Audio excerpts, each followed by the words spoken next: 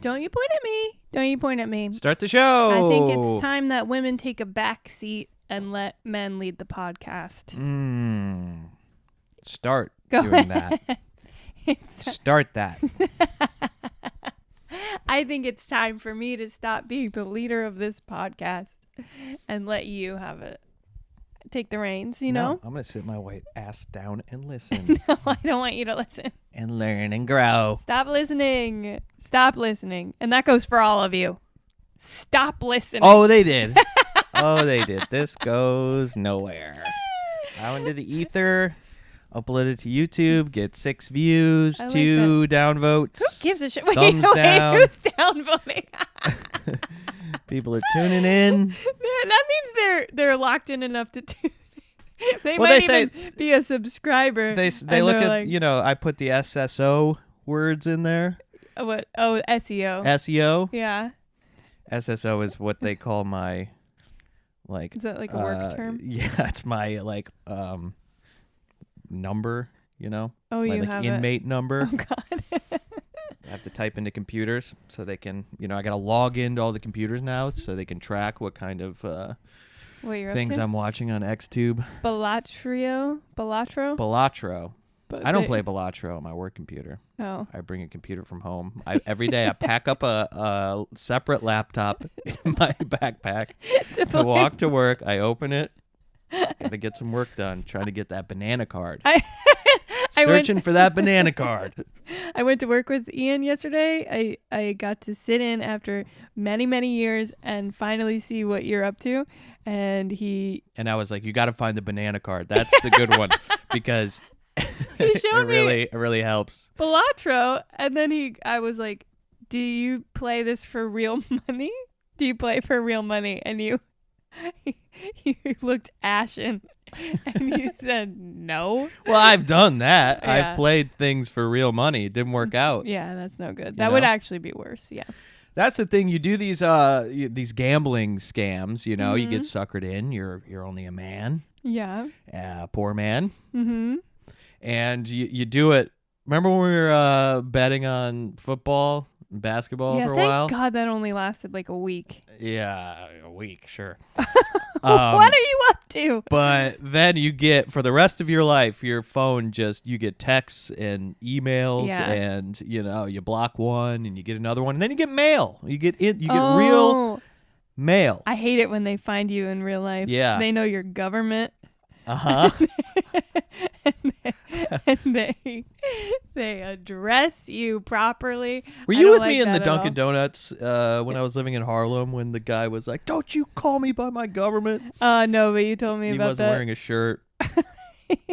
There was a Dunkin' Donuts below my apartment in Harlem, and it was a fun area. That Dunkin' Donuts. I loved it. I think at a certain point they stopped replacing the glass because it had every day they're like more bullet holes, Yeah, it's part of the ambiance. And there was a a boxing gym or like an MMA gym that took over that Subway sandwiches. Oh, shop. Subway sandwiches, yeah.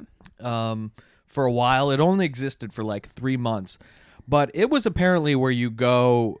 They weren't training you to you go to like a martial arts gym and you learn respect and dignity and stuff. I think this one was like, we're teaching you how to kill people.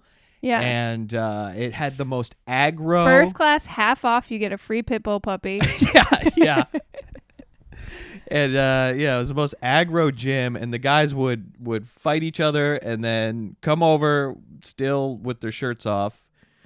And yell at prostitutes? And yell at, the Dunkin' Donuts employees. The Dunkin' Donuts employee called him by his government? I don't know who called him by his government, but okay. He wasn't happy about it. Honestly, don't call people by their government. That's the number one rule of Suicide Pact across the board. None of your business. Yeah, exactly.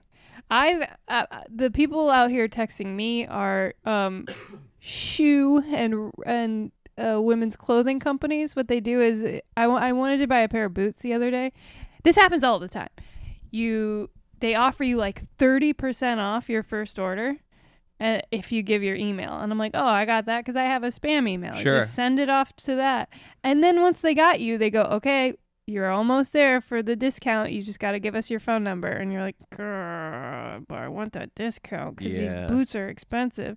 And then you do it, and then they text you. They're like, "Hi, this is Sam Edelman. Blah, blah, blah. Here's your code for 30% off, and now I have your fucking phone number." But you can I immediately, once I get the code, I say, "Stop." Literally stop. And then they unsubscribe you. But that apparently doesn't happen with your betting sites. You can't say stop it. No, please? because they're like, it's a mafia. It's like criminal activity. I mean, it's legal, but they're still operating in that, criminal mindset. They don't let you stop the text. You stop one and then they sell your information to somebody else. Yeah. Who I'm really mad at is years ago I donated to Bernie Sanders, and now it's, for me, every day is like, I'm running for Congress, I'm running for comptroller or whatever, and here's a picture of me, and here's all this information about what I'm up to. They're calling you by your government, and it's very weird. I don't like when just a random person, the way that these political campaign text messages work, they just call you by your name with like a photo of them, and they're like, "It's serious out here, Catherine." Yeah. Stop. And they said somehow they can manipulate the font. Have you noticed that? No. Like I got a text from I think that Kennedy, the young Kennedy Jack Schlossberg. He wait, no, this is a different guy. Look at that. They can like bold things and make italics. I don't know. Is this Microsoft Word? Look at the preview. See, it's all bold. Tennessee Mega. Can you chip in $25 today to help mobilize young voters and working families? No. I'm old. Yeah, I don't care about young Andy Ogles. Hi, Ian. This is Rachel Campbell, chair of Tennessee Democrats. Tennessee. Sorry, man. I want to secede from I don't want anything to do with you people. Tennessee can burn to the ground. Exactly. Sorry. I hope it does. No. Yes. But that guy, Jack Kennedy. Schlossberg, yeah. He's awesome. I've been following him for a long time, and he just like skateboards around New York and calls Andrew Schultz a fucking idiot, and like that part's funny. Wants to fight him and stuff. And now he's put on a suit and he's gonna run for something. I'm on the fence. I don't know. I'm wary of the man. Yeah, I really hate legacy politicians. Yeah, but it would be nice to see the Kennedy name clawed back from RFK. Would it? Who gives a fucking shit? Yeah, that's true. Who does give a shit? But he does seem cool. I don't know. I don't think so. Andrew Schultz. If he just ran on that, there's like he a could Venn do whatever else he diagram wanted. here. Broken as long clock. as he deports Andrew Schultz. all those guys. Yeah. Sure. Yeah. Puts a huge tariff on silk shirts and capri pants.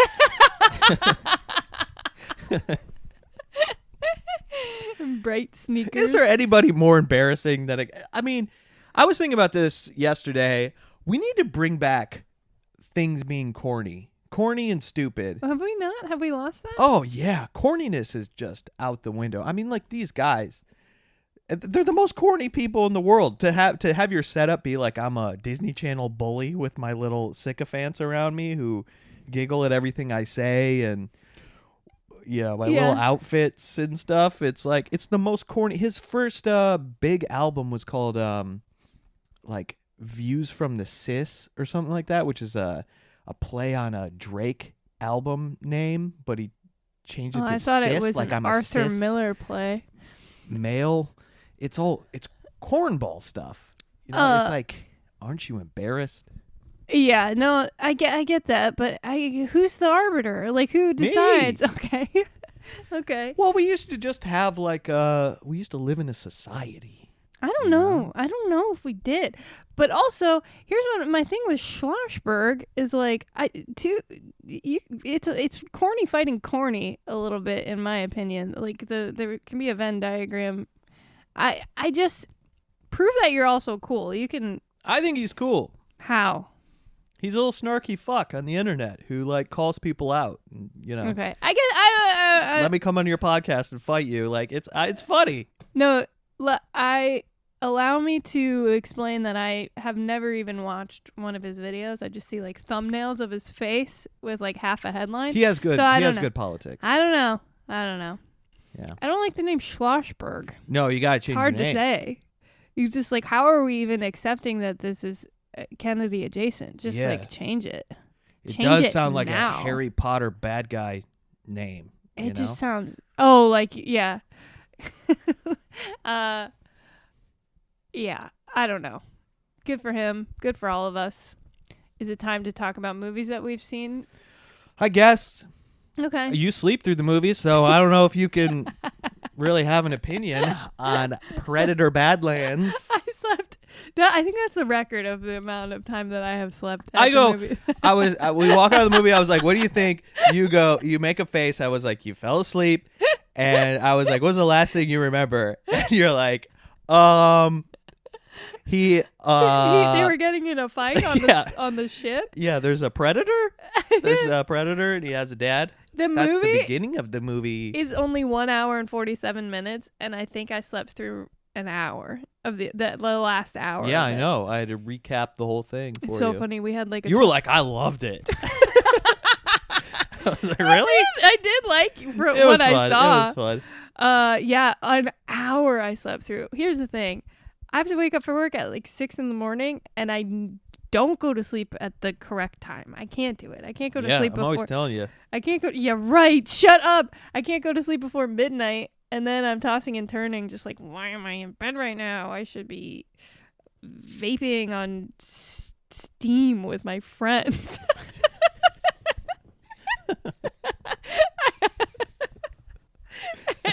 Anyway, whatever people are up to.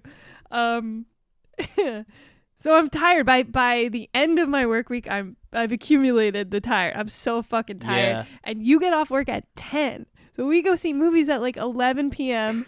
They don't get started till midnight. Half hour in, I'm like, oh no, I can't. I'm in a recliner, a full recliner. Just it's a bed. I got my Just covered in popcorn. I twist my coat around like a blanket, and I'm just like, And it got to a point like 40 minutes in where I'm like practically slapping myself in the face, like, oh, okay, you can do this. I like this movie. Here we go. Locked in. I sat up fully straight. I kept like kicking my legs, and eventually it was like, it's like having to pee so badly that I was just so uncomfortable with trying to stay asleep that I was like, what am I going to be in trouble if I fall yeah, asleep? a little bit. I was like, who gives a shit? And I just relaxed and went to sleep, and it was great. It's important. he found his family. Full hour. No, I actually do. I think all that's nice. I think if you want the film critic's review of someone who only saw 40 minutes and then has like sort of a subconscious awareness of what happened in the rest of the movie, lots of screaming. You should be a narcoleptic critic. It's great. You can sleep through the last hour. You get it. The first 40 minutes are great. It's a little Disney-fied, but I don't know. I haven't seen nearly any of the Predator movies. You know except for those the first one. you know those red letter media guys? Yeah. They've started doing that. They've started watching the half hour, like the first half hour of movies, and then just leaving, and then still doing the like hour long reviews. Like, we get it. It's Tron. Yeah. It sucks. Yeah. You know, I get it. That is kind of how I feel about Predator, although I didn't dislike it. It's Yeah. just like you can kind of see the blueprint from the beginning. You know exactly how it's going to end. Oh yeah, it's Obviously, a very he's simple story. He's going to come back to avenge his brother, but he's not actually going to kill his dad, right? Or did he? He killed his dad. Never mind. Never mind. Spoiler. Damn, we ruined it. Did you guys not expect any spoilers when we started talking about the movie? I didn't see it. I could be. Hey, they didn't do anything to you. I'm not mad, guys. Calm I'm down. Not mad. So there's another film that we watched. Hold on, I have something to say Okay. about Predator. Oh, I'm sorry. I didn't let you speak. I liked it. Yeah. It was a fun, big, dumb, fun movie that, did everything you wanted it to do. But we've gotten to the point now where everything is a sequel, and, I can't really talk shit because we went and saw it. But the Predator is what was so fucked up about the original Predator movie, being a little kid and that being on TNT and WB or whatever the fuck when I was little, like all the time. Yeah. Was there's this thing in the jungle that's killing people, and eventually it takes off his mask and you see it, and the practical effects are insane. Yeah. And it's like, as a little kid, it is terrifying, just the perfect amount of terrifying, and nothing is really explained, and it's this like pulp story. Yeah. All the big dumb giant 80s jacked guys and stuff and big guns and stuff, and then and everybody has such fond memories of it, and we're trying to expand this world, and there's only so much you can do. And also, I don't want to know about the culture of the Yautja, the predator monsters. I don't even want to know what it's called. I just want to know that there is something lurking in the jungle that came from another world and only exists to kill things, and that is fucked up. Yes. The end. No, and I mean, now we're getting into their I don't know, their family units and their clans technology and their codex. It kind of ruins the entire point, in my opinion. It's such an iconic Hollywood monster that's supposed to be a little unknowable. It's kind of like making a movie like, what if the demon from The Exorcist learned the power of friendship? Yes. You're like, what? That's not. It doesn't make any sense. It kind of ruins everything. Right. Now we're supposed to understand this as a complex being. Let's make a movie with the weakest predator trying to prove himself to the stronger predators. He's an underdog predator. He's like, he becomes a little bit more human in his features and stuff like that. And the weak guy. It's like big scary monster with crazy fucking teeth, and like, yeah, and you're not, honestly, and he learns to love. You're not supposed to look at it for more than 2 seconds when it's just like walking around hanging out like a regular guy. It's very bizarre. Yeah, and not leaping from tree to tree and slinking around and stuff. Now just like stretching to take a nap, and you're like, okay. And again, I did like it. Yeah, I think it was somebody who was talented, the writer, director, whatever, trying to do what the studio wants them to do, which is extend this franchise forever and ever and ever. They did a good job with that. It's very, very watchable as long as you don't give a fuck about canon or like anything else outside of it making sense. Well, canon is the thing I don't give a fuck about with Predator. I don't need not canon. lore. I don't need lore. Yeah, but I mean, like, the way it doesn't make sense with the original, the way that it really is not congruous. Sense. Yeah, it does. Exactly what we were just saying, where like it doesn't make sense in a way that it's like you're not supposed to know these things. You're kind of shoehorning in a backstory that shouldn't exist. It doesn't match up with the original. It betrays the emotions of the original if you start to sympathize with this race of monsters and whatever, their cultural indoctrination and how they have to learn, like you said, learn to love and stuff. It's and like okay. The power of teamwork and I really like the show Alien Earth, and that is Alien Predator, the same universe, I think. And Alien Earth doesn't say what are they called? The alien monsters? Xenomorphs? Xenomorphs, yeah. What is the political hierarchy of the Xenomorphs? That. It's like they're still just a background monster in a story about greed and corporations and stuff. And it expands the universe, the human element of the universe, while adding more monsters and keeping the monsters scary. Or whatever, and then that's a great expansion of lore. Yes. But it always keeps the Xenomorphs as these, like, kind of brainless. Although the main character does make friends with the Xenomorph. No. And, that's Hollywood for you. I know. I do think Elle Fanning is very charming. Elle Charming. Yeah. I like the Fanning sisters. Who do you think would win in a fight? And it's 3 against 2. Elle Fanning and Dakota Fanning versus Elizabeth Olsen and the Olsen twins. I think Elizabeth Olsen would wipe out the Fanning sisters because by of herself. A Marvel. No, she's Marvel choreography. She's beefier. No, she's not. She's like, those are all like, all the other ones are like little tiny girls, and she's like a normal sized woman.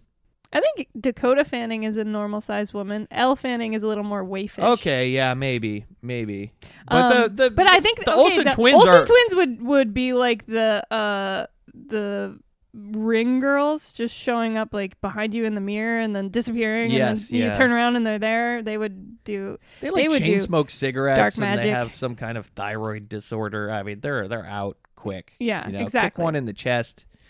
So they start wheezing. It would basically be against. Here's what I think. I think that the Fanning girls are scrappier. If you, like, just from a psychological warfare standpoint, if you go after the Olsen twins, then Elizabeth has a problem. Then Elizabeth has to take care of her sisters rather than fighting the two Fanning girls. So you really like take out the Olsen twins, and Elizabeth has to take care of her sisters, and she's not going to be fighting, you know? She's going to be like, oh no, Mary Kate and Ashley. Yeah, but they also might know magic, the Olsen twins. Yeah, that's what I was thinking. They might be. They have the escape from Witch Mountain powers. All twins have that, right? Right. The what were the like Wonder Twins or whatever? Yeah, they can. And I listened to the fucking telepathy tapes. They probably have that power too, right? Because they're nonverbal. Do you think that's bullshit? The telepathy tapes. You guys know the telepathy tapes? Did we not talk about this already? It's the idea that autistic people have psychic powers. Yeah, and you they can shoot lasers out of their eyes. Just some dumb idiot on the train. and you're like, oh my God, I believe all of this. Autistic people are fully magic. Yeah. They go to this place called The Hill. Yeah, they can all... Where Ryan Grimm works, and they... and they can... Listen, all the autistic people are like, The Hill has not been the same since they fired Brianna Joy Gray. Yeah. But we should explain some of this. Sorry. The Hill is a publication where those two people we mentioned used to work. But it's also this place where autistic people, allegedly, nonverbal autistic people, can all go to. It's not a real place, but they can all meet there in like, I don't know. It's like one big speakerphone call. Like yes. Where they teach each other stuff. Yeah, it's telepathic. About it's kind of like the dream Pokemon. world. They trade virtual Pokemon cards. And like talk about I'm not gonna do it. It's a utopia where all the Pokemon cards are holographic Charizard card. God damn it, never mind. Forget it. Something else. Nice try. You know what? That was that was interference from The Hill. They were like, you're not going to fuck with us now, buddy. It's like a big radio frequency where everyone who's autistic, living and dead, I think, can hang out and talk and when commune. You die and you come back as like a force ghost and you're more powerful than before. And it is an interesting... I'm not giving it enough credit. It's an interesting podcast because there are documented nonverbal birth control autistic. That is not mine. That is Ian's. No, it's mine. Ian's birth control. Yeah. There are nonverbal autistic people who like couldn't speak or didn't speak for like 15 years or something, but they were in there fully cognizant, fully aware, and their parents had no idea. And then, I don't know, through therapy, medication, whatever, they figured it out. And they've been like, bitch, I've been listening to you this whole time. Yeah, but it's all still like, okay, I talk to a person. I use an iPad with somebody assists me with this iPad. And now suddenly I can communicate. You know what I mean? People are like, oh, that's just the person that's assisting them. They're full of shit. Yeah. But there are other examples where, I don't know, they're doing the whole thing where it's like, oh, I'm holding up a card that you can't see. Oh, that's the King of Hearts. I have autistic superpowers. Yeah. And then this lady went on to say now she's got like a new series where animals are psychic. Oh, yeah. And your dog can tell when you're leaving work. Oh, yeah. Because it used an iPad to tell me or something. I haven't listened to that one. But the telepathy tapes, if it's fiction, is one of the greatest works of fiction ever. It's pretty impressive. Yeah. But they do like they are fully committed to the idea that a lot of nonverbal autistic people have like a telepathic connection with their caretakers or their parents or whatever, and they'll be in a fully different room, and it's not just like guessing a red balloon on an iPad. It's like full sentences, pi at like 75 digits. It's very extensive. And then it's all these interviews with different parents and then people who teach autistic people, and it's like very extensive. You know, she gets all these letters written into her, and then she goes and interviews these people, and I don't know. They said the example they used once about this telepathy is that we're just not understanding it on a scientific level because we haven't broadened our minds yet, but that Lucille Ball had a tooth filling with mercury in it or something, and sometimes she could pick up the radio in her head. Yeah. And they're like, it's like that. It's just like that. Yeah. You can just tap into a different radio signal, and I'm like, oh, okay. That's kind of a leap. Don't you think? That's why I'm like, oh, it's just like that? Yeah. Is it just like that? That is funny that Lucille Ball was just driving down the street. She starts getting like, hello, my lady. Hello, my darling. In her head. And she's like, I'm going crazy. If it was Lucille Ball. No, it was. It was? Yeah. Oh, okay. Yeah, that is wild. But here's the thing. I think a lot of us, you go, I want to believe in magic on some. Life is so dreary. You're like, I want to believe in the possibility of something. And if you explain to me a dum-dum that it's like, no, it's possible scientifically. It's not even magic. It's like, it's just a way of understanding the world that we haven't tapped into yet. I'm like, okay.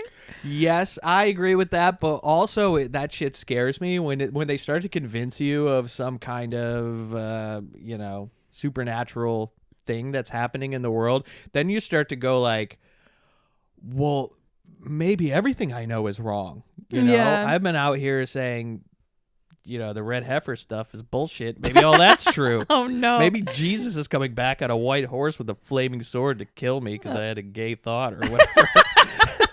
I start spiraling. I start spiraling in a different way. I start thinking, oh no, you mean like every time I've been alone, like every behavior and every action I've ever done throughout my life is like it's up for judgment, and yes. Well, that's kind of what I'm saying, yeah. But I'm like, I'll look at Iggy and give her a big hug just in case the psychics can talk to her one day and be like, she's like, I'll tell you what these God two are or really whatever. Like. Yeah. But really, it's just Palantir. Yeah, that's true. That's it. It's the scientific way of describing it. It's like, no, it's real. It's just not the way you think. It's not like a bearded guy in the sky. It's Peter Thiel. Yeah. He knows what's going on in your mind. A bearded guy or a non-bearded guy on a pedophile island. Yeah, exactly. With a bunch of screens. Yeah. Yeah, it's the same. It's basically the same concept. It's just a different medium. If you think about it that way, like, okay, so Peter Thiel is creating Palantir, and he's going to be the arbiter of... Is he Palantir or is he... I think he's Palantir.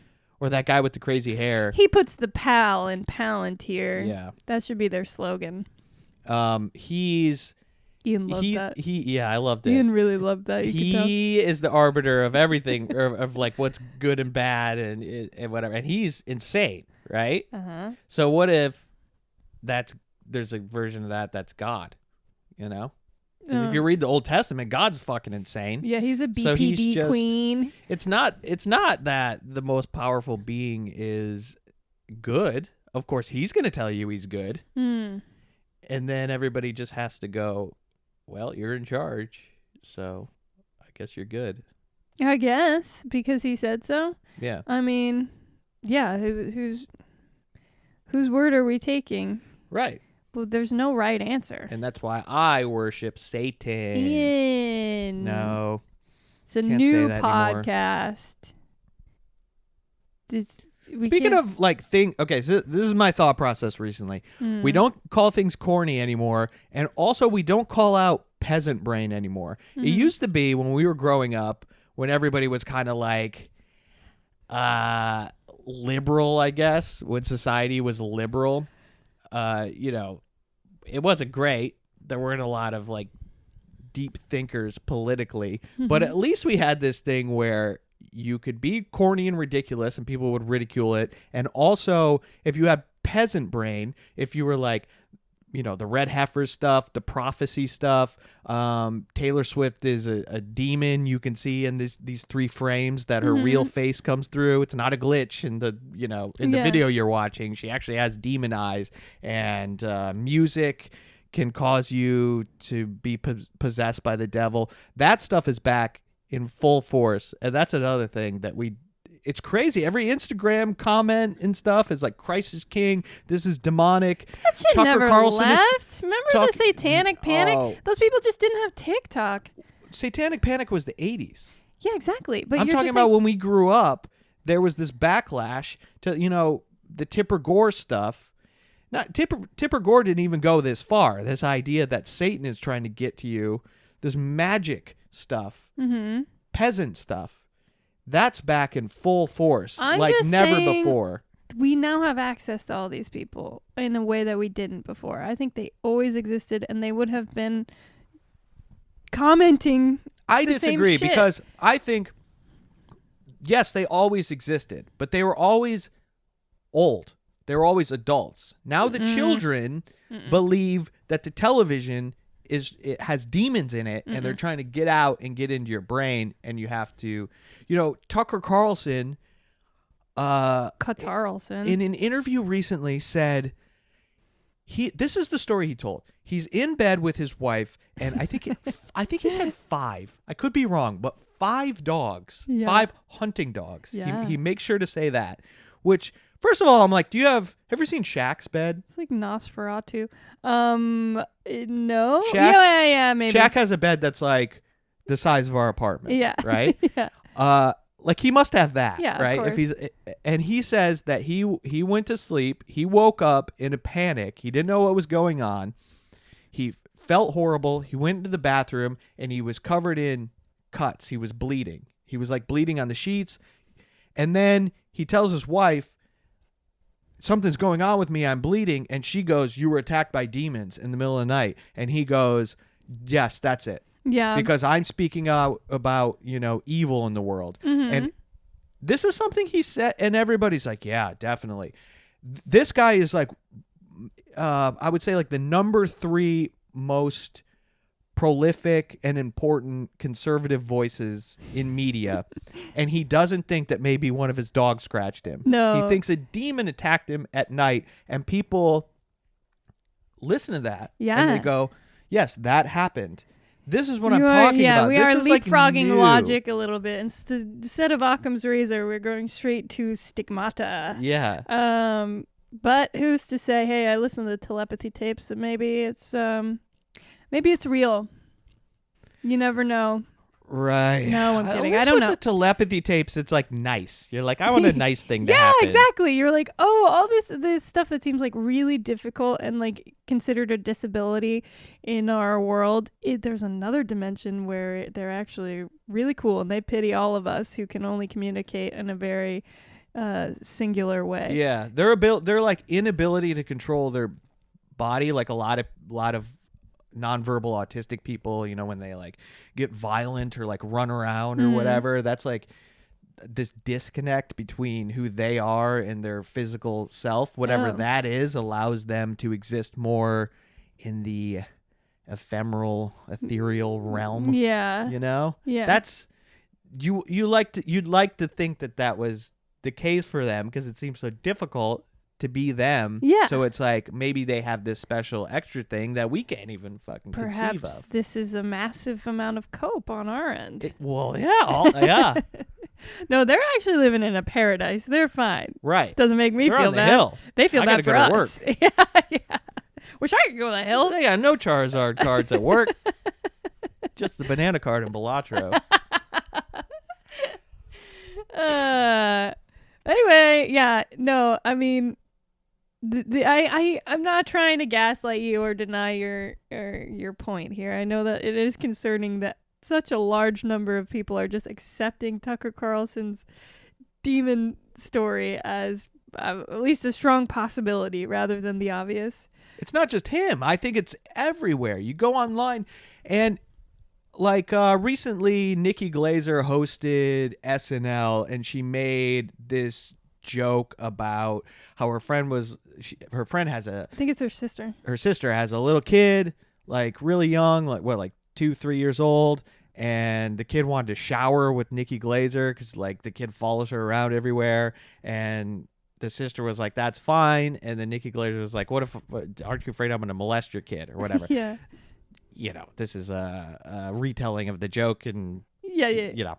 So, but people were like, these are the elites admitting. First of all, Nikki Glazer is not an elite. Okay, Yeah. I don't care how many times she rebuilds her face, she's not an elite. Yeah. But they're just admitting on television that they're pedophiles, and it's like, wasn't too long ago when Louis C.K. was America's sweetheart, going on SNL doing way more intense jokes about pedophilia. Well, and everybody understood that was a joke and that he's not actually endorsing pedophilia. Can I put my pussy hat on for a second? Do you think it's just straight up sexism? No, like she's not allowed to joke saying. about that stuff? You don't think so at all, though? That people just don't want to hear it from a lady? No. That's like weird? No, I don't. I really don't.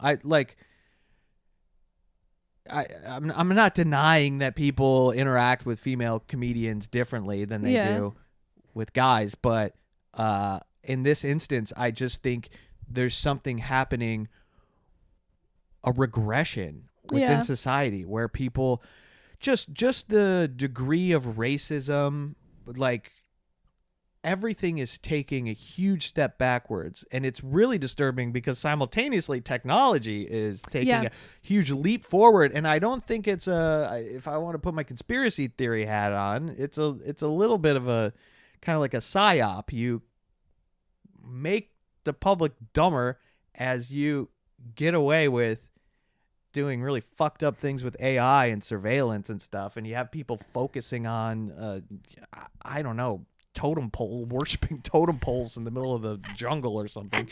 At the very least, though, it's like, I think, algorithmically manipulated. I still don't believe. Remember, we were talking about how the powers that be, there's this conspiracy that they want you to think the world is worse than it is. Like, keep in mind that we are not having these conversations with people in real life. We're just seeing a lot of comments and posts, and the numbers seem astronomical, but is it really that prevalent? I think it is. I think there are a lot of people in media that are, reaching billionaire status by putting this stuff out there, that are extraordinarily wealthy and popular, influential, and it's just gotten really bizarre, I agree. Yeah, I forgot that Tucker Carlson is it's originating from the source rather than just like being in comments and reaction. And also I would say that like have always been like religious people or people who believe things that are obviously not true, but to this extent it's getting weirder. People used to go to church and believe in the teachings of Jesus, and it was, benign and maybe even improved their lives. But now we've gotten into this idea that like witches are in the shadows wherever you go, and you have to watch out for them because they're trying to steal your soul and stuff. Dude, and it's that stuff seems way more prevalent than it used to be. The witches? Yeah, I agree. Well, don't you think also, whether that's all happening or not, which let's say it is, it just makes life more exciting.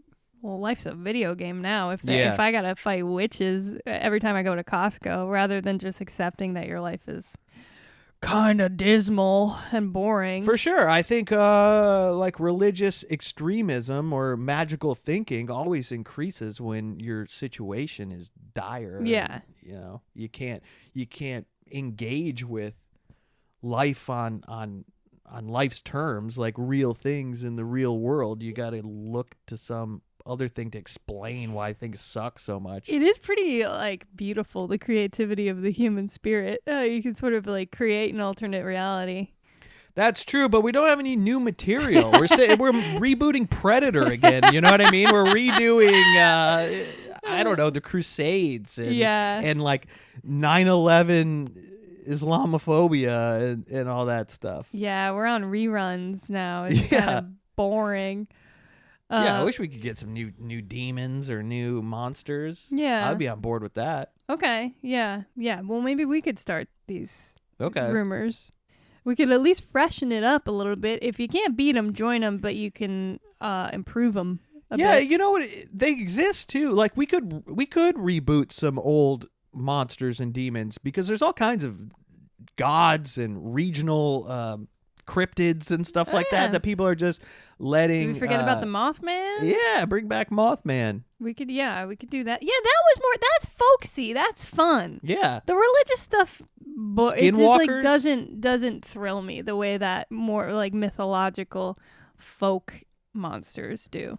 We could do that. Like John Fetterman is what, some sort of skinless orc or a yeti. Troll.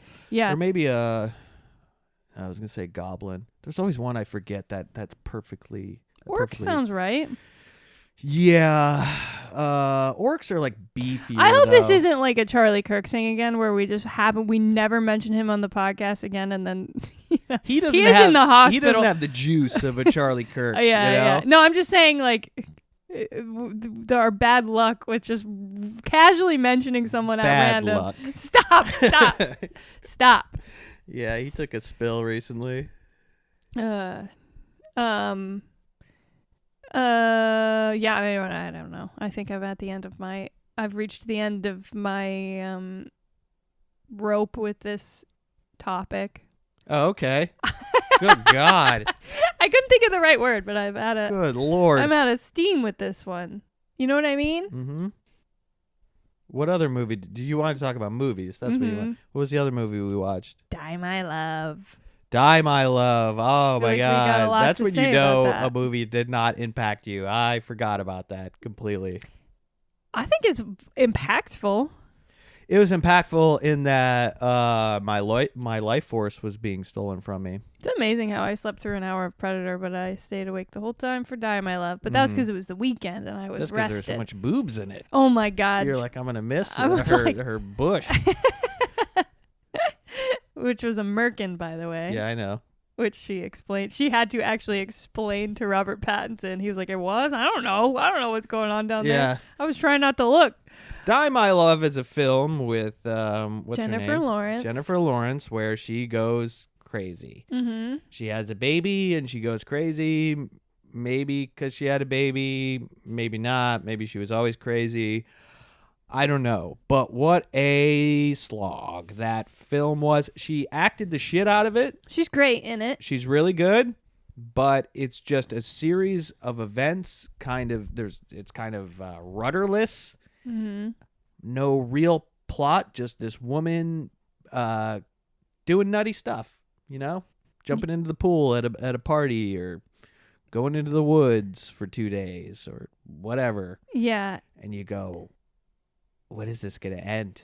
It's one of those films where you go, apparently it's adapted from a book, and I'm like, I feel like this was just a really hard one to translate to the screen as a movie where you stay invested for an hour and 45, almost 2 hours. Well, the book must have more information in it, too. I don't know.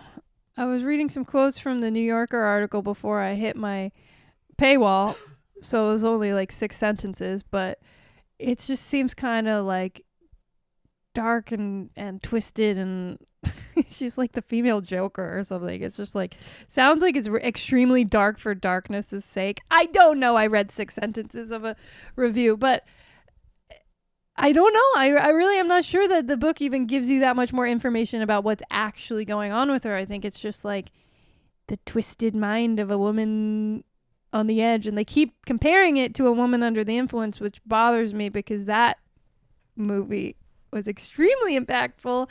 And she's an alcoholic in that movie, though, right? Well, she drinks a lot, but it's mental illness. Okay. But like the performance is just like unparalleled, and I just don't think everyone needs to slow down with this comparison. You're not just gonna hand her like, there you go, you did it, the second greatest female performance in all of Hollywood. Sure, but I will say she killed it.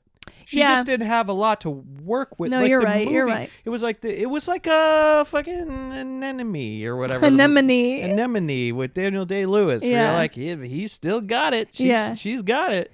She's a killer. She really is. But what are they giving her here? I mean, what is Robert Pattinson doing? I don't understand this character at all. Like, he's a good guy, he's a bad guy who gives a shit. He doesn't matter. This is about her. It kind of felt like that. Like, don't worry about him.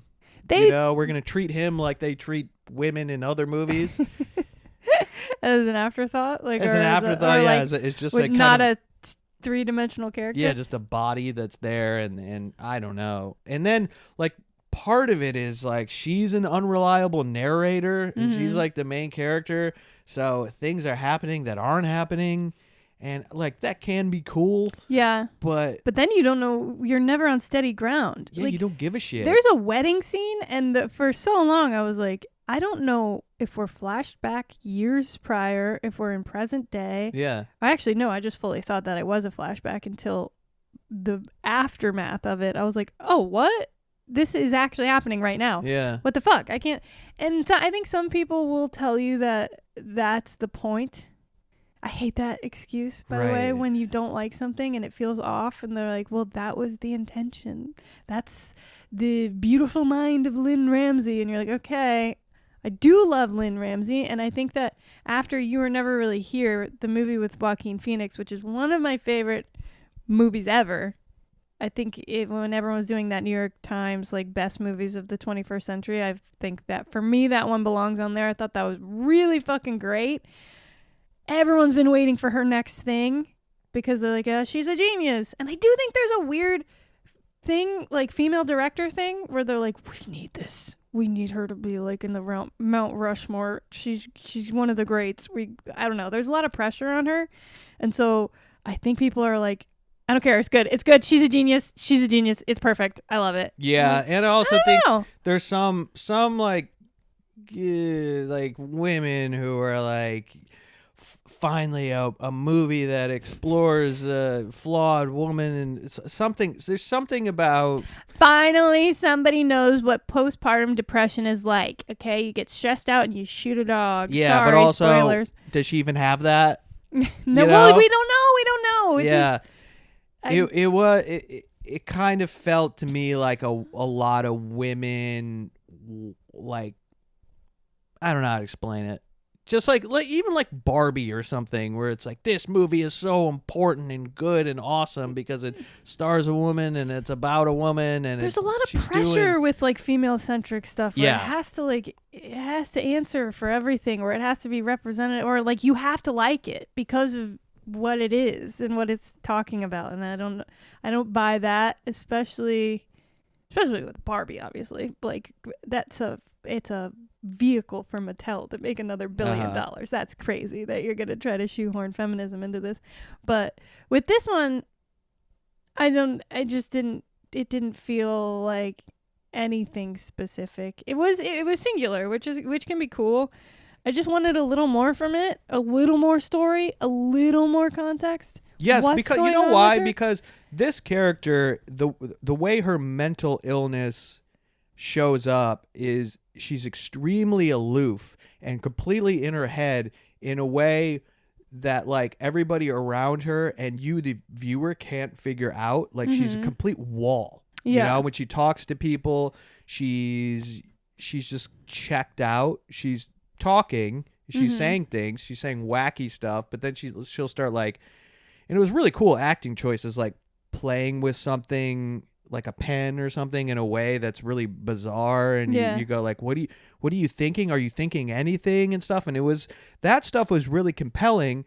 But when you take that person and make them the main character, a person you cannot access at all as a normal person, you go like, well, I have nothing to grab onto here. If we got more invested in like Robert Pattinson and like him dealing with her, which there was some of that, but it came in and came out, you know, then we could go like, oh, how difficult it must be to communicate with a person like this. But I can't relate to a person like this. This person is so profoundly mentally ill. But then there's have her be the narrator, the main character, and not be able to connect with her in any way, and she just does one fucked up thing after another. and you go like, I just need this to end. But then don't we talk about this all the time? Like the need for you as the viewer to relate. Does that matter? I guess that's true, but I have to have something to sink my teeth into. Either make it batshit crazy, where the whole point, even though I don't really enjoy these types of movies, where it's almost like punishing the audience, which there was some of that. It did. I mean, It they did punish left you. their newborn baby all the time, and you felt it. You're on the edge of your seat. Like, I thought my muscles would tense up because they would just leave the baby for long stretches of time, and the whole time they're having conversations, and you're like, what the fuck is going to get back to the baby? Maybe the point is that she's not the main character. Maybe you're the main character, and you have to fucking deal with her, and that's extremely tough for you. It did feel like that a lot of the time. I kind of get behind that. The precariousness of somebody with that like mental state. Yeah. How and because Robert Pattinson is not in charge, you really do feel like you're in charge of, you're the only responsible person in the room, and you're like, who's cleaning the house? Who's taking care of the baby? He's giving the dog Kraft mac and cheese, and everything is so they're all drinking all the time. Nobody's in charge. Yeah, that's the theme of the movie, the through line that you feel the whole time. Who's in charge here? And it makes you know, when you explain it like that, I do kind of like it. Yeah, more. It definitely made me feel lots of things. Yeah, I was like, I wish we had seen Predator Badlands, because this is my day off, and I don't. There's this movie called Funny Games, and the point of the movie is to punish you, and it is, really, I think everybody should see it because it's a wild fucking movie, but it's not the movie you want to see Saturday. You know, when you got, because we gotta go to work on maybe Sundays. If you're like, not a cinephile. Yeah. I know, I'm kidding. I don't know. All of this to be said, the more you talk about it, the more you appreciate certain things about it. I don't think it's a bad movie, but it was tough. As a film, watching it in a theater, and it's only like, I think it's only an hour and like 47 minutes. It feels so long. There is a point where it's like after the wedding, there is a point where every single scene feels like, okay, this is the last scene. And that drags on for another like 40 minutes. Yeah. And it makes it feel like the movie's 3.5 hours long, and it's like Oppenheimer. That's a like, huge problem with it, because it's just events. Yeah. Like I said, there's no real story. It's just she does wacky stuff. Yeah. That's what it should have been called. Yeah. And she just keeps doing more and more wacky stuff, and you kind of get the feeling that they didn't know how to end it. Yeah. And then when they do end it, and it's a callback to the beginning of the movie, that kind of irritated me. It kind of felt like kind of obvious, but also so over the top, and cheesy dramatic and dramatic, and dumb. Like, I really hated the ending. Aimless movie. Aimless movie with a lot of worthwhile points. Yes. So I'm not telling anybody not to see it. But and I don't think it can be overstated how great of a job she did. She did. No, she's amazing. She's been on this, like, she's back now. She had a couple kids, and now she's like sort of back in the public eye. And she's keeps saying like, oh, everyone hated me because I'm annoying. And I don't think that's true. I think she was endlessly charming, and there's a weird phenomenon where people get tired of how much they love somebody, and that was her only flaw, unless I'm forgetting something. They were just like, it was just Jennifer Lawrence obsession in 2014 or whatever. Yeah, well, they it put her was. in everything, and she was all over, and every late night show and everything, and people were like, enough, but she didn't. She took that, I think she internalized that, and she's like, oh, I'm a very annoying person. And it's like, no, it's not that. It was just oversaturation. Yeah. That was it. She's very charming.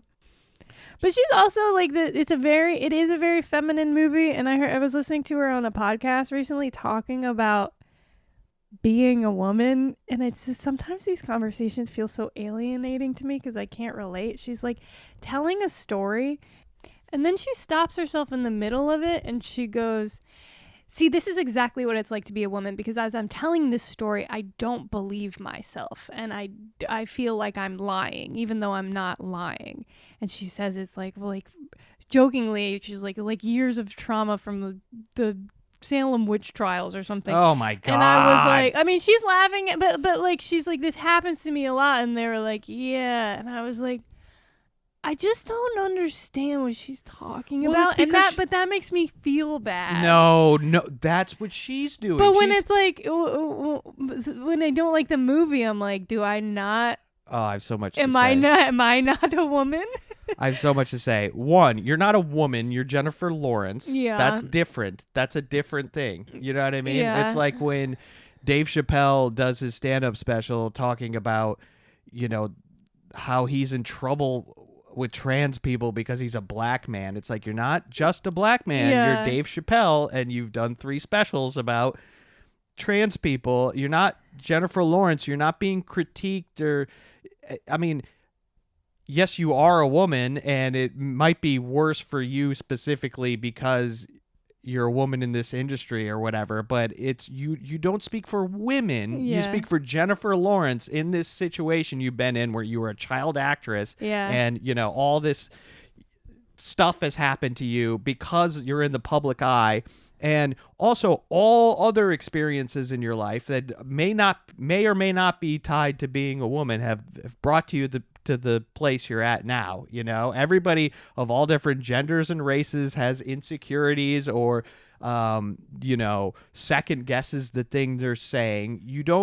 You have been influenced by the recent evolution of the zeitgeist to believe that this thing about you is how you arrived at this place and how society treats women. That's the first thing. And then the second thing is like the movie to me did not feel particularly feminine or whatever. The lead character is a woman and she's going nuts. Yeah. That's what's happening in the movie. She happens to be a woman who has lost her mind. Whether or not it's tied to childbirth, they don't really explore because she doesn't have the symptoms of somebody with postpartum. She's extremely connected to her child. She doesn't resent her child in any way. She seems more checked out from more impacted by the death of her family when she was young, when they died in an airplane crash. That seems to be what's happening to her. And then, isolation. It seems like isolation. The movie in general just doesn't feel feminine to me. It doesn't feel, I don't know, maybe I'm not the person to judge, but when I watch like a Sofia Coppola movie and it just feels feminine, it feels, I don't know. Same with Barbie. It feels corporate and paint by numbers and Instagram infographics, ass dialogue, you know? This isn't, just because something stars a woman or is directed by a woman, it doesn't mean they're nailing it. It doesn't mean they're like completely... Or speaking for all women, or it even has to be that. That's what's frustrating. And if you could shut up for a second so a man can speak. And it doesn't... Yeah, it doesn't encapsulate completely what it means to be a woman. And I'm so sick of this, like... You know, women are 51% of the population, and then you make a movie and it's supposed to be the woman movie, and it's like, go fuck yourself. Yeah. Ian said it, folks. You know, you don't have to fucking connect to this thing just because somebody somewhere declared this is the woman thing. Yeah. You know, I made the woman thing. This is for you. You're supposed to connect to it, and if you don't, oh, guess what? You're a man. Go to work. Go drill for oil or whatever. It's literally, like, go fuck yourself. What is your friendship? Okay, yeah. If she was going off about like giving birth and you could make a woman movie about a racist lady who chews tobacco and, you know, gets into fistfights at the bar, and it could be a fucking woman movie. The Eileen Wuornos biopic. And you don't have to be like, well, I didn't connect with it. Oh, I feel guilty about that, you know? Yeah. There's just like a lot of pressure. And when people talk about female friendship and what it is to be a woman and things that men don't understand, must sometimes be exhausting. I'm like, I don't know what you're talking about. And often it's connected with the worst shit in the world. Yeah. It's like they connect it with the worst white woman stereotypes. Yeah. You know? Labubu's and fucking that's not Stanley it. cups and stuff. Okay, It's yeah. like, you don't you like that thing you'll see on podcasts sometimes where it's like when men don't like Taylor Swift or Yeah. pumpkin spice lattes, this is a sign that they're sexist because those are women things. And it's like, really? Which is immediately alienating for a woman who doesn't like that stuff. Here you go, am I trans? What are we talking about? It's exactly the same thing as like, you're not a man if you're emotional or if you cry or whatever. The women do it to each other. It just looks a little different. She's a pick-me. She doesn't like Taylor Swift or whatever. It's like, go fuck yourself. And in as much as you can feel sort of like high and mighty or whatever about not liking Taylor Swift, when you hear that stuff, you go, it does make you feel a little bad. There is a part of you that goes, is that true? Yeah, it's the same thing where it's like if you're a man and it's like, oh, you're not into sports, you never played football or whatever. And we've gotten to a point now where we kind of got past a lot of that, and there was all this yapping for years about the plight of a man being told to suck it up and stuff like that, and all that stuff's true, and then you think you're over it, and then you hear Shane Gillis or something saying you're gay if you don't watch football, even like joking, and you go like, that does hurt. That does fucking over again. Still hurt my feelings, and even though that's stupid. Yeah, of course. It's like what you're feeling when you watch Jennifer Lawrence say something like that. Women feel this way, or women connect to this movie, and it's like, yeah, she was like, this is the epitome of what it means to be a woman. Something like that. That's crazy, bitch. It's that's crazy? Fucking insane. No. That she was telling a story on the podcast, and she was just saying, as I'm telling this story, I don't believe myself. Like, I feel like I'm lying. And you know what that sounds like to me? You spent your whole life being an actor. That's what I was trying to say before. Yeah. Like, no, but I'm not saying it's like you don't understand what it's like being, like, literally as an actor, it's your job to sort of like immerse yourself and become a different person. So when you're just when you're just living your life, it probably feels insane. Like, am I even being me right now? I can't tell. Right. That's what that sounds like, more than being a woman. What are you putting on us? I don't get it. And it's and then the witch trial, stolen valor. It's like, what are we doing here, white ladies? And I don't know if you have this, but I have this thing where it's like when people just say we're the same. Mm-hmm. Like when anybody says that about anything you do. I always thought it was annoying when people would be like, oh, if you're depressed, just know you're not alone, and a lot of people are going through that. This is going to sound really pathological and insane, the type of person I am. Oh, I know what you're. But that shit fucking. Why can't my depression be unique to me? Why I can't even have that? You get to co-opt it and be like, well, me too, and I have the same thing you have, and it's like, okay, well, I guess none of it matters then, and we're all going through this, and I don't even get to be sad in the particular way I want to be sad. I think that's fair, because you're reaching out and being vulnerable, and to be told that everyone's get in line. Yeah, I know exactly what you're going through. Okay, well, I mean, I thought at least I was singular in my misery. At least I had that going for me, and I don't even have that. You just put your arm around me and like, we're the same. I'm the same as you. But is there ever comfort and solidarity for you in empathy and shared experience that allows you to go, okay, well, I'm not alone in this struggle? Yes. I think grief for me helps. It has to be really... I guess what pisses me off is talking in broad terms on podcasts like you're talking about with Jennifer Lawrence, where it's like, I speak for everybody. A one-on-one interaction with somebody where they're trying to relate to you, and then you like exchange stories, and then you feel like a person who's interacting with another person. That's one thing.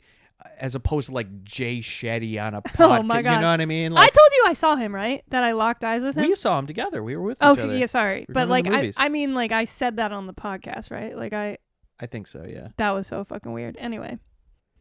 But you know what I'm saying? I feel like it's the same thing with absolutely women. We all go through this. It's like, first of all, don't fucking implicate me in whatever conclusions you've come to, whichever dots you've connected in your mind, and then stick it onto me. I'm doing my own thing over here. You don't have to fucking lump me in. And I think it's probably worse with women because with men, there isn't this like intense inclusion thing. Like women are like, we're all one big group and we support each other and we love each other very much and we all think this thing, you know? And then if you go like, you go like, well, I don't think that thing. Shit. You feel like I you're want in to trouble. I want to be in that big group. Yeah. And, or you're wrong or defective. Yeah, there's a lot of rules, you know. Are you a pick me? Are you a whatever? Yeah, and then there's this feeling of like you lie to yourself and you look at all other women and you go, they all love each other and get along so well that it's me that's wrong. They all understand each other on this level that I can't seem to. But then is any of that true though? No, that's what I'm saying. Yeah, so I think what happens is they start adopting. This is why Jennifer Lawrence feels like she's lying, because she goes like, am I adopting a perspective that keeps me in the good graces of the monolith? Yeah. Or because I don't want to critique it. But something interesting does happen when women stand up and go, well, I don't like Taylor Swift. And a bunch of women go, oh, thank That's God, a beautiful feeling. I've been over here. I've spent $12,000 on Eras Tour tickets and sequin dresses, and I fucking hate it. I just want to watch. I want to watch Goodfellas. That is a beautiful feeling. I had that conversation with a friend recently, and it's like, thank you. It's like we've been afraid to say it. Taylor Swift, that's a whole different thing. That doesn't just an example. No, I'm not even saying you. That's like a cult. That's like, there are plenty of us who don't love Taylor Swift in that way, but it's just like, what the fuck? You know what happened too is like in 2016 to 2020, like the world became this kind of woman phenomenon where you go like, everybody's sitting around and somebody's like, I don't care how much diversity is in The Mandalorian. And everybody's like, oh my God, thank you. Thank you for saying that. It's like, or you're so afraid and it's like, you're afraid somebody's going to be like, really? Yeah. Well, you're not. Oh, real pick me over here, real neo-Nazi. But that's the thing that you internalize. You actually genuinely internalize that stuff. Even though on a rational level, you're like, it's not so bad to say that I don't like Taylor Swift or whatever. That's our standard example, but put in whatever you want. Like, that's okay, right? But then when you get pushback, you're like, oh God, maybe I am wrong. Maybe I'm internalized misogyny. Maybe I am internalized Maybe I hate misogyny. all women because I don't like this song about a Christmas tree farm. Maybe that's... Oh, Christ, I don't like this trillionaire, so I must... Yeah. Should I join the Klan? Yeah. Is that my home? This is radicalization. This is what happens to people. I think this ties into the peasant brain conversation. Yeah. And everything. You go vulnerable people can be influenced to do some fucked up shit when they feel alienated. That's not where I meant to go with this, though. I'm good. I'm cool. Die My Love is okay. It's okay. I recently downloaded the Anarchist Cookbook for a joke because I was writing a joke. You didn't need to download it. I needed to know how to make napalm. You didn't need to download it, Ian. What the fuck? What the hell? Well, dang You're it. on some kind of list now. Good God. I mean, what? I can. Well, if it's, it can't be that bad if you can download it. Yeah, it's a PDF. Yeah, you can just get the PDF. From where? Can you do it on the regular web? Palantir.gov. Oh my God. / I don't know. You really downloaded it just to write that bit? Ian Hunt. So? What the fuck, What? man? That's like such an obvious, please, government, look at me. Please look into everything I do. Yeah, they're already doing it, you know. Well, maybe we could get some... I did it on a work computer. No, I'm kidding. Okay. I'm kidding. Maybe we could get some FBI eyes on the I podcast. use at the least. VPN. It'd be so funny. We're like, wow, we really got a spike in our listeners Yeah. this week. It's all. Oh, look, it's all in Washington D.C. Okay, well, I wish you hadn't done that, but here we are. Yeah. What are you gonna do? Interesting read. You didn't actually read. Did you read it? No. Okay. It's more. It's not like a book. It's like bullet points and stuff. It's like instructions. Christ almighty. We were just talking about movies and girlhood, and now this is why. And now I want to talk about boyhood. This is why. This is why men are fucked too. How to make mustard gas. Good God, Ian. I have no. It's home. not. There's not that many. There's not a lot of stuff about explosives on there. Is there not? I thought that was the whole thing. I was looking for a pipe bombs, but they didn't have it. Oh my God. It's for a Were bit. you I'm not in gonna a make it. PDF control effing pipe bomb? Did you? So Oh my God. what? Do you know this doesn't look good? Like when on your history, that's gonna be hard to explain to anybody. I'm ready to die. Oh my God. I want to go to Oh my Valhalla. alligator Auschwitz. Okay. Yeah. We didn't even get into What? Epstein files or none of that. That's okay. I feel like something tells me it'll be in the news cycle for quite a bit. Yeah, leave them wanting more. Maybe we'll let it simmer and see what develops. You never know. I gotta stop worrying about what's on my computer. Start worrying about what's on. Malcolm Gladwell's computer. Right, exactly. The main character of this whole. Noam Chomsky. No, did he do that too? He was on the Express? He was a lot more involved with Epstein than anybody really knew. No, really? He was on. I think he was on he's in the flight logs, and then they dropped like an unbelievable amount of emails, so people are still like going through all of them. But yeah, I think he's mentioned a few times in there. Someone should make a drinking game. About what? When you read through the docs, things that pop up. Right. Take a shot every time Malcolm Gladwell's name comes up. What was this book he wrote? 10,000 hours inside my butt. 10,000. You got to do 10,000 hours inside up my ass. I don't think it's his ass that they're. He's like, oh no, you're not gonna be an expert unless you do 10,000 hours inside me. What? That's what he said. He didn't say that. That's what he said. He's like, ooh, don't come over here for 10,000 hours.